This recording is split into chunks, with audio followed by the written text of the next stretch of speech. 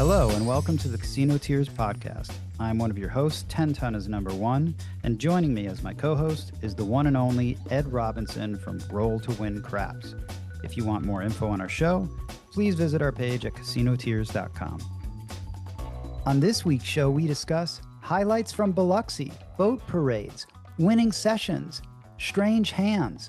We also touch on Bellagio Big Score, Juice and Breezy, discretionary bleeps, Reggie Jackson, Chuck Foreman, the Twin City Curse, and Ed says, hop the hard six.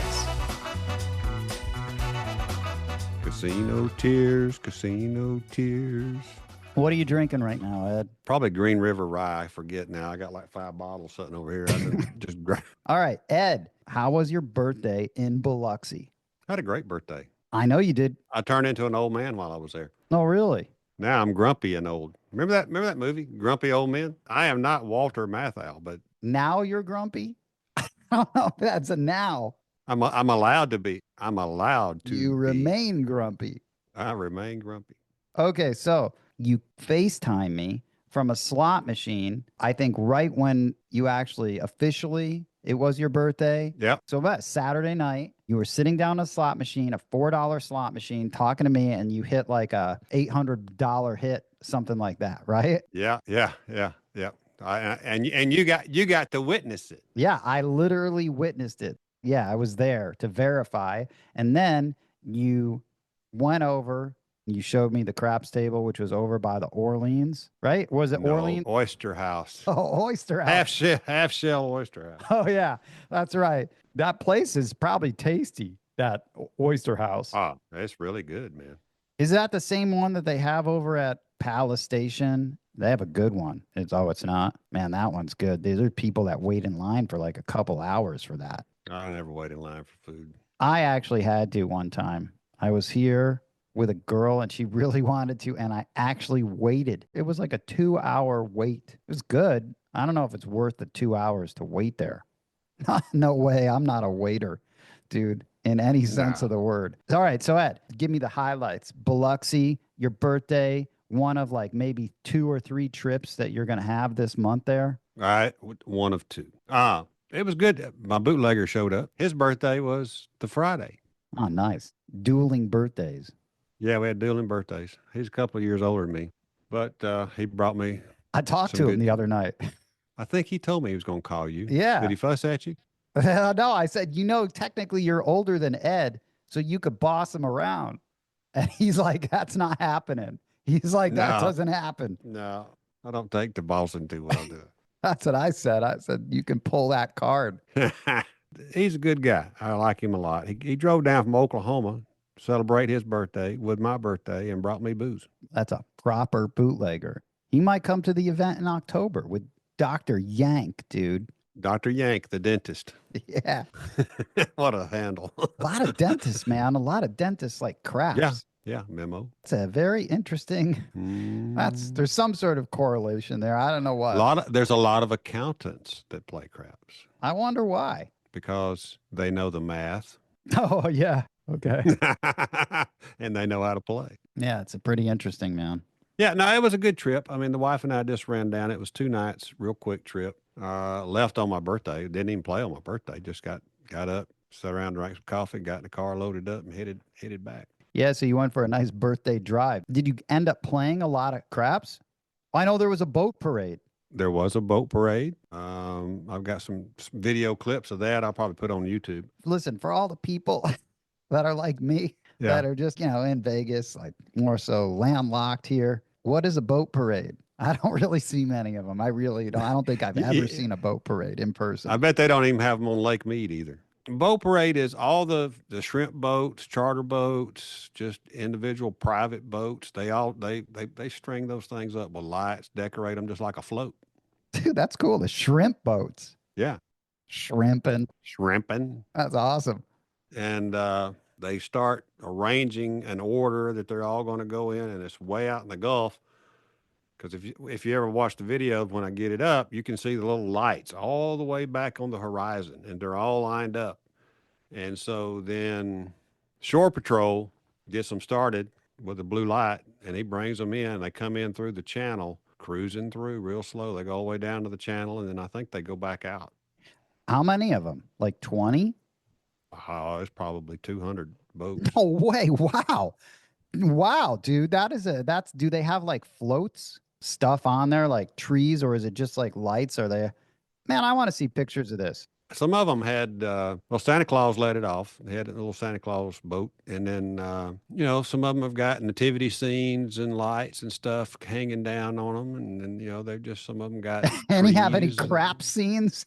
Was there one with like a I didn't craps see any table? craps. Saw one with a big marlin or something on the side of it. But, they just do lights because it's at night. It's dark. Yeah.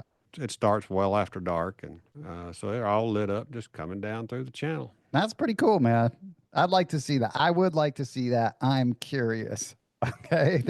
How curious are If you? we were like multi-billionaires, we could have, We would have a yacht. yeah, we could call it I don't know what would the name be. I don't know if it would be Casino Tears. I don't know how the boat names go, but you got to name it something.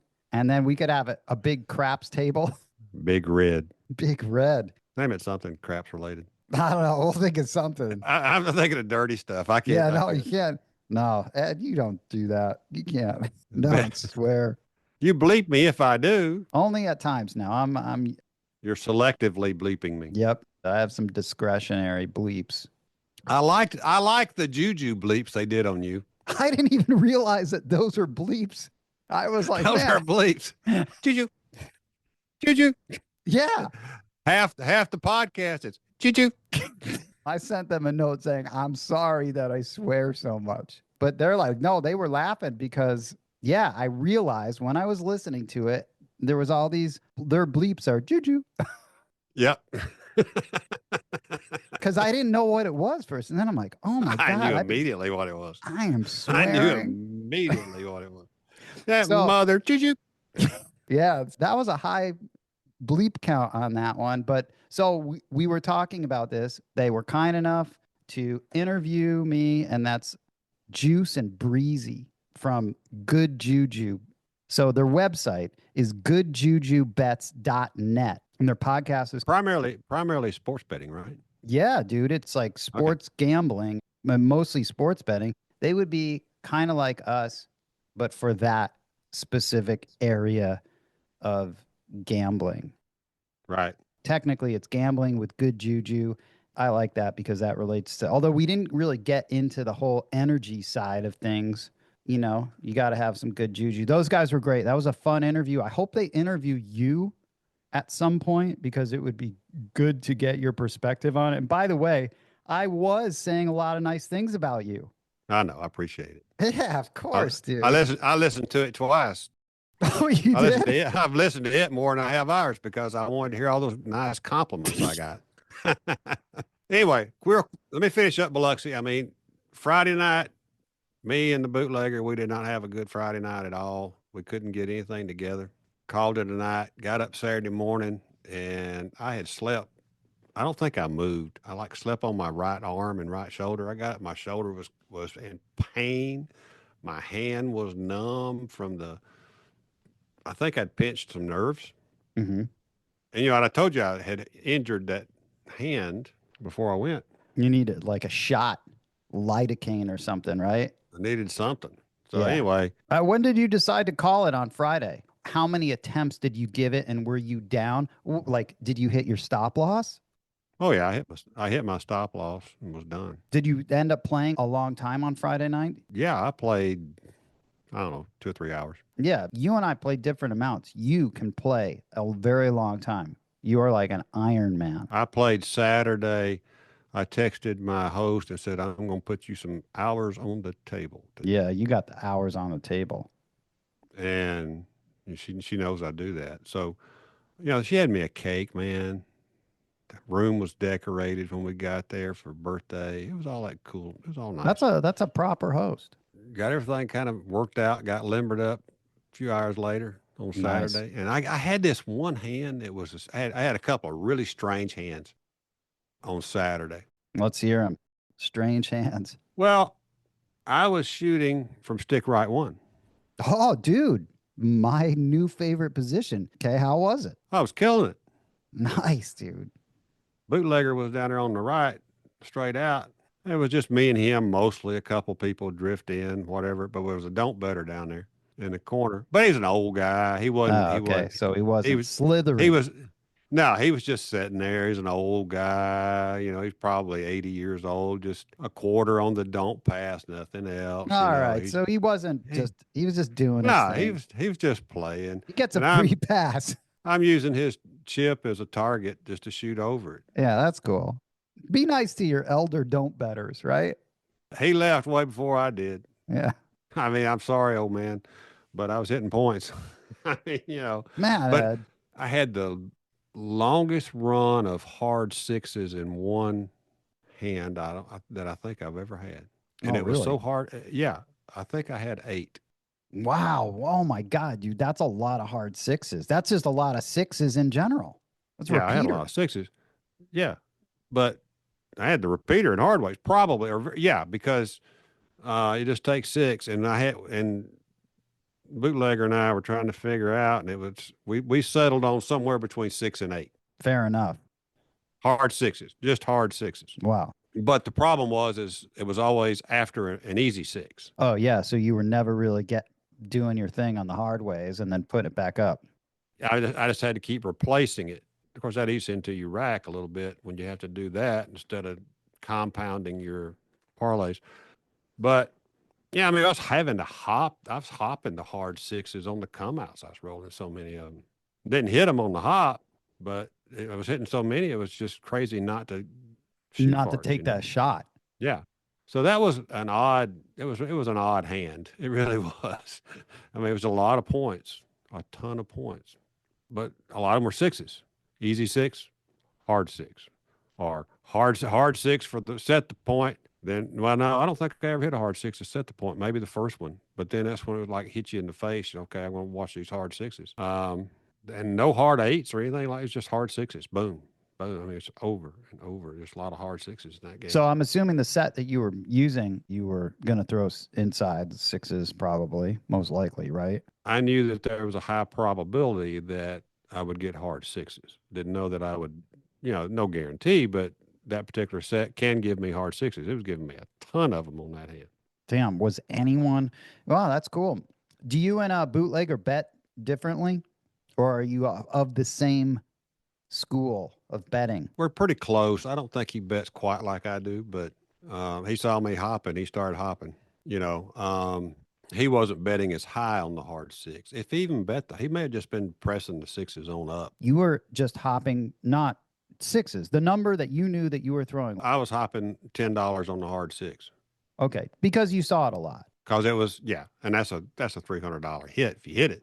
And I was throwing a lot. Like I say, I threw somewhere between 6 and 8 of them. I want to ask you about that because we mentioned like last episode, we were talking about the dealer saying, which I don't even know if that's even on there yet or I've edited it, but we were talking about dealer telling me to hop the 5. So the hop bets, yeah, are those part of your, your normal gameplay? Because those only come out for me here and there. I will occasionally, one of the many tools in my toolbox, but it's not like I'm immediately, because it can be spewy. If I'm throwing a lot of 9s and I know I'm throwing a lot of 9s, I'm going to hop the 9 on this come out. Or if I need something like a final number, I have almost like trigger warnings for that. How do you decide on when you play hops? I don't play them a lot other than if you've got a number pressed way up and it's a come out, I'll hop it. Yeah. Because I don't want to waste a roll. Okay. So you got $5,000 sitting on a 4 and you're coming out.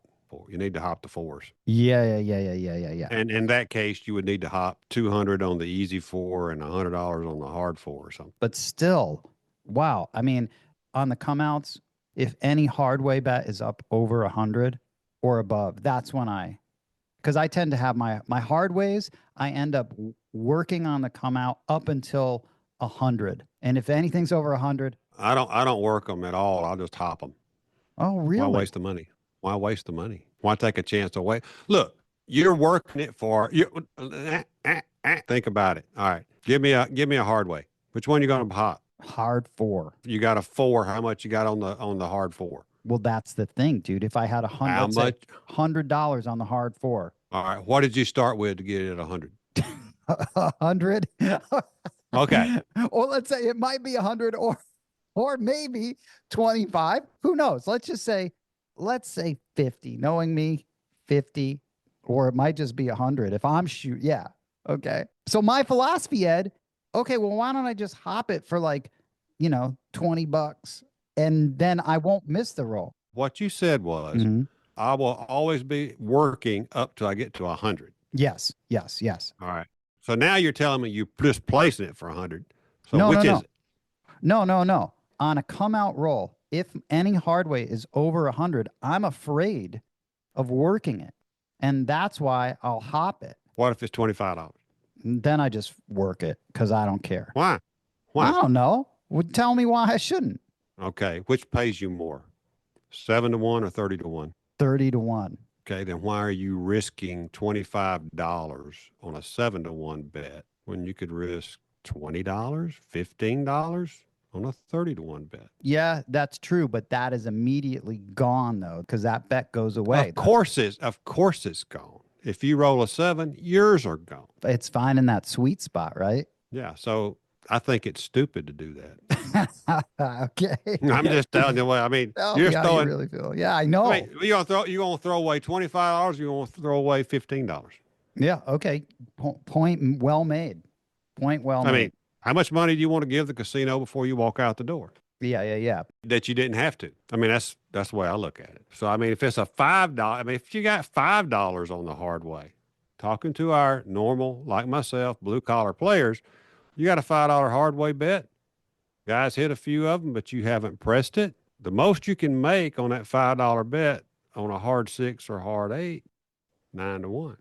Hop all of them for $1 each. That's 30 to 1. Hop them for $2 each. Yeah. It's less money at risk. Don't work your hard ways. Hop them. Yes. If they've been hitting, and there's a reason to bet them, because I don't bet a lot of hard ways anyway, unless they're hitting. Same. I did walk out there on, hell, it might have been my first throw Friday night. It was one of the sessions.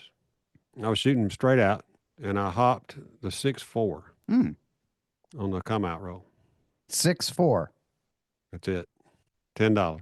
Specifically the 6-4. Dude, the 6-4. This number 10. You see this number that I've got on? Yeah. 10 in honor of Fran Tarkenton, since we talked about him last time.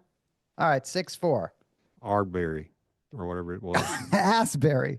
Francis Asbury Tarkenton, Minnesota Vikings, QB. So I hopped the 6-4. Don't tell me you hit it. Yeah, I hit it right off. Yeah, I set it as a point. Nice, man. Isn't that crazy how sometimes that happens? I do that a lot with that particular set from straight out, just to see if I can make somebody stare at me. Yeah, nice, man. I would have 6-4, hop it for $10. Yeah, I know. Then they think you're just like a wizard with mystical powers when you do that. Yeah, it's fun. Okay, that session where you hit all the hard sixes. That was on Saturday. I'm assuming that was a winning session. I had a lot of winning sessions on Saturday. Oh, okay, good. Had a lot. Played a lot of short things, short one table, then to another table, or maybe my table would get crowded and the other table would empty out. I'd just go to the other table. How many tables are there at Hard Rock? 4? 4. 2 of them don't open but till late at night or 8 o'clock, whatever. Is one of them crapless? Yeah, and I didn't have any luck on it at all. I tried it a couple times. And so, I mean, that was a weird roll. I had another one I was on one of them that opens late on the regular table, and I could not get a point set. It was hilarious. I was doing my world bet, $15 pass line, and I threw 7.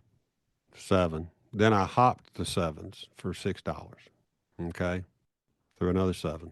Threw an 11, which paid on the world bet. And I'm continually pressing the world bet up. So every time I throw a 7, I'd press the red hops. I threw like 8 before I set a point. I hit a $35 or $40 aces on that same come out.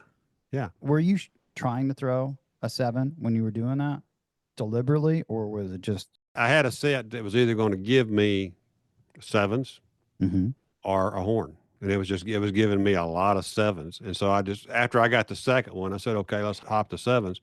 And I kept throwing 7s, and then I hit, which, the world bet just pushes. I'm hopping the reds for $6. I'm netting $28 plus my pass lines winning. I'm taking my pass line. I'd stack it, doing a little bow thing. Yeah. And then I'd throw a yo, and then it would hit, and then I would put a little bit in the rack, and then I'd throw some more sevens, and I was Yeah. pressing the world up, I had three bets going. I had the pass line going, I had the world bet going, and I had the hop the reds going, and it was just stack, stack, stack, stack, stack. Like a juggler. Yeah, I mean, you're just sitting there going, until you can you put a little decent money in your rack before you Yeah. even set a point. But it was like 8 or 9 tosses before I even set a point. Yeah, that's nice, man. Working it, like taking pre-workout. Yeah, yeah. It was just you got to entertain yourself a little bit. Not worried about any bonus bets on that table. So That'd be a big bummer for me. I know that's how real men do it. Meat and potatoes, man. Old school. This is how we used to do it. But man, if I had my druthers, I would not do that at all. I would go to a different casino. I don't. Somebody asked me that. Really? Okay, let's hear it. Somebody asked me Mm-hmm. in a text, Mm-hmm. "Have you gone to any other casinos?" What'd you say? I said, "Why would I leave where I'm winning?" Hey, that's a good point. Hey, that's a good touche, right? Nice one. Yeah. I mean, why would I leave where I'm winning? I'm dialed in finally. I've got it going. I'm working it. I'm getting average of 8 to 15 tosses per hand. Why would I go anywhere else? If it ain't broke, don't fix it. Just collect money. So then we had that little fun because you texted me and said, you can call me if you want to. So I ran into the high limit room trying to get away from the band and all that noise and was talking to you, and I was looking at my watch, and it was getting close to 11:30, and I sat down at this slot I wanted to play. As soon as it struck 11:30, I threw a couple $100 in there, and I'm talking to you, and I'm just sitting there pushing the button while I'm talking to you, and then I go, uh-oh. I was there for it. Yeah, All the coins paying out. I hit that bonus on that stupid thing, and then I was like, I need to get 10 ton on FaceTime so you can just watch this, see what I get, because we don't know what you're going to get, right? Yeah, that's pretty sweet. It was about $800. Yeah. Hell yeah, that was awesome for $4. It was a $4 push. Yeah, it didn't take long to get there. No, it's a good argument for slots, although I still don't like them. But by a quarter to 12, you were out of there. I was out of there and walking around and showing you some of the stuff going on in the casino. And then I said, "Oh, I got $450 in my pocket." And then you played some crap of chips. And so we hung up because the table was empty. You remember that table was empty, right? Yeah, I remember. And then you totally empty. Said you won like $600 or something. Yep. Threw one hand and then called it a night. But do you remember how you bet that hand? I mean, that's a nice payday. More than doubled your money. That's serious percentage. I went 10 times odds on pass line. There you go. 10 times. And I hit a lot of points. And then I was pressing everything up hard and heavy. I mean, I wasn't taking any prisoners. I'm like, I'm fixing to be 65. Let's go for it. Yeah, I like that. I like that, man. So I hit a point of 6. I looked at my watch, and it was exactly midnight. Nice. So that was a lot of fun. Colored up. We had a good little trip. Yeah, short and sweet, huh? Oh, you left a winner. Quick trip, successful. Yep. All right, so is that pretty much for Biloxi trip number 1? Birthday? More than I want to talk about. Yep. All right. Let's go. What else? You pick it. We can talk about, dude, do you want to talk about the absolute destruction at Bellagio? I destroyed them for that big hit. Or I got some emails. We got some voicemails, too. We got some voicemails. What do you want to do, dude? Let's do the Bellagio first. We'll get into the other stuff. Bellagio, I'll make it short and sweet, okay? I am like a cryptocurrency right now, like XRP, Ed, because I am just soaring up there.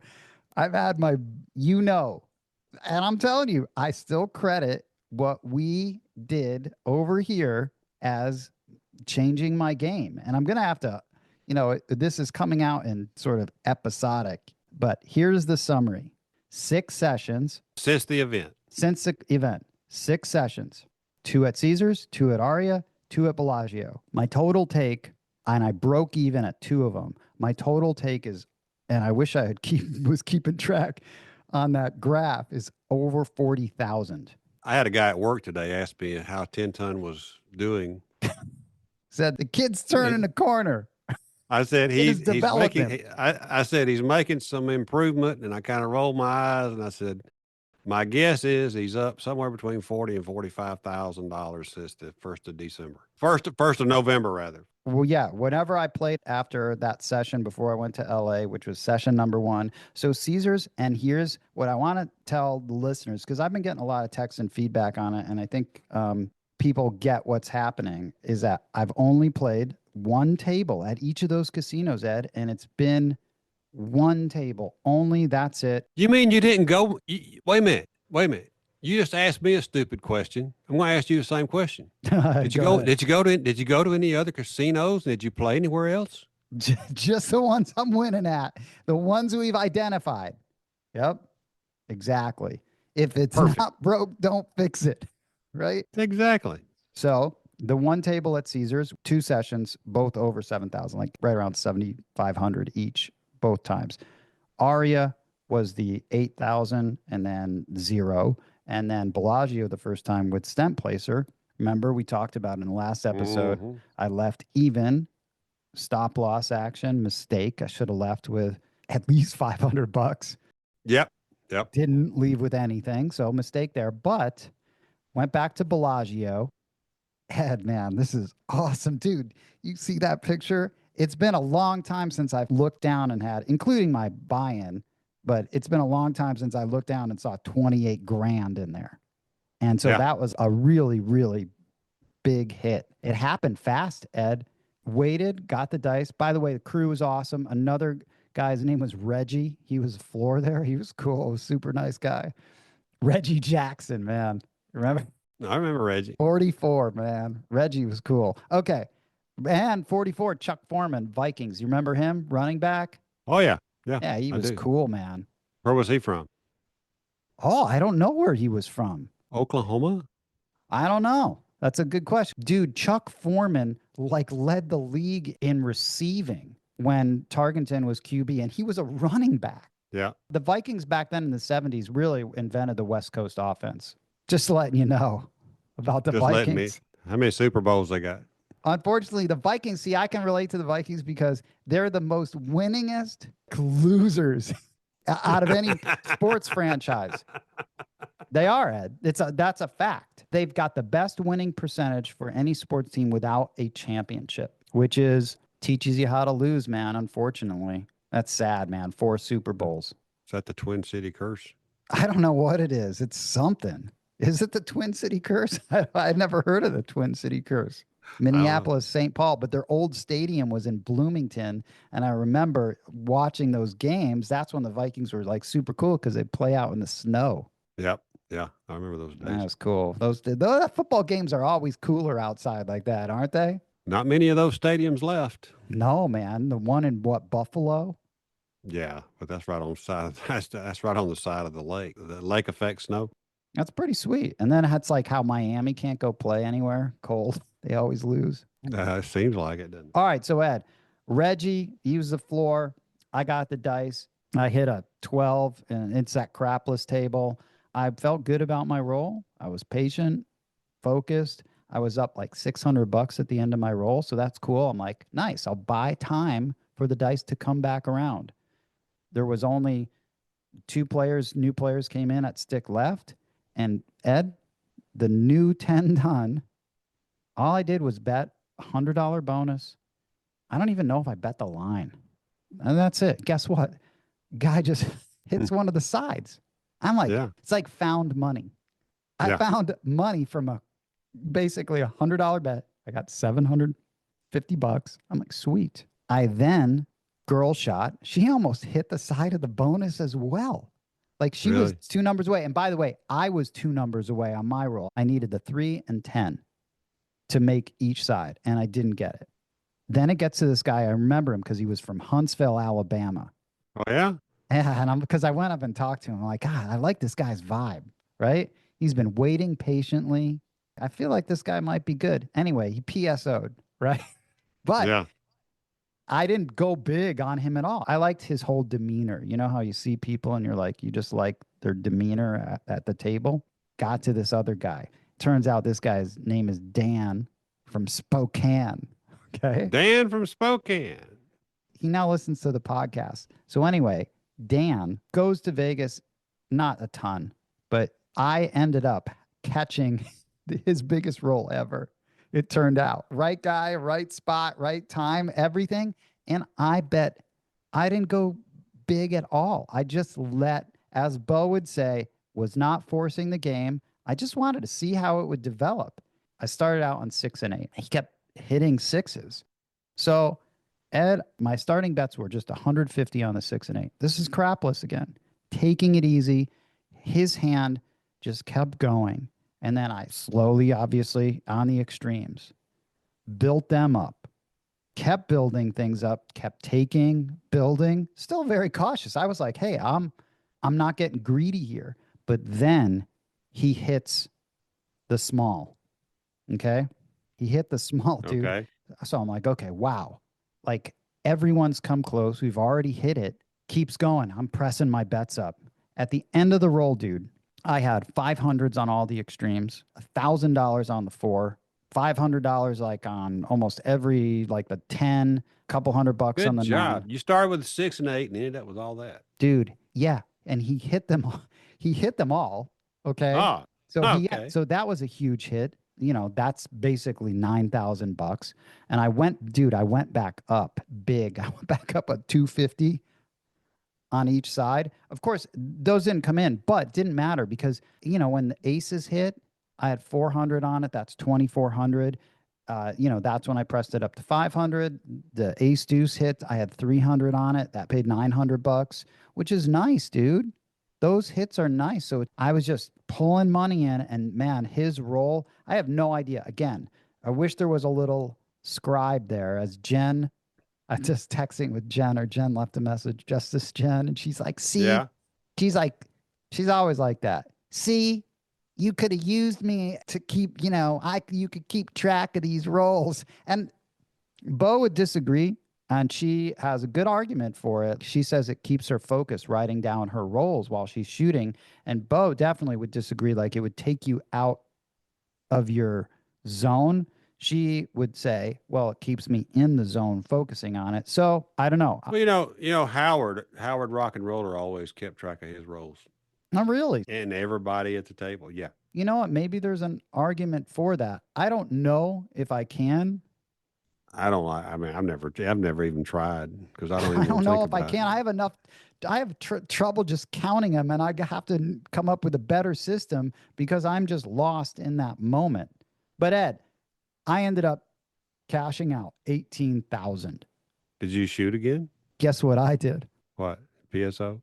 No, Ed, it came around to me because there was a couple clowns that came in there. Like I didn't even bet on them.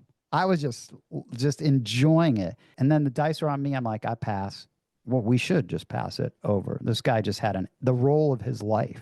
But I was still betting small. When he ended up shooting again, I just bet the bonus and 6 and 8 again. In fact, I didn't think it would continue after a roll like that.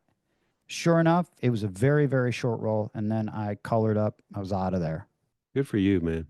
Congratulations. Thanks, dude. It's very satisfying knowing that. And I was talking to Moonshine about this on the phone too. It's like when you're having those moments and you're in the zone, you're surprised when a 7 actually shows up, even for another shooter. Dude, it's amazing how they keep going and going and going. I got a question for you, Ed. All right. All right. But here's the question. A full-length extended version of this podcast is available exclusively on our Patreon page. New episodes drop weekly every Tuesday. We hope you enjoyed this podcast and will tell all of your fellow craps-playing friends about it. Please follow Casino Tears on Apple Podcast, Spotify, or your favorite podcast app. If you like the show, please rate it 5 stars and leave a review. The best and most fun way to contact us would be to call and leave a message on our official Casino Tears vent line, 229-07. You can also email us at no7@casinotears.com. And lastly, to help support this podcast, you can visit our Patreon at patreon.com/casinotears. On behalf of Roll to Win Craps from Alabama and 10 Ton is #1 from Las Vegas, thanks for listening.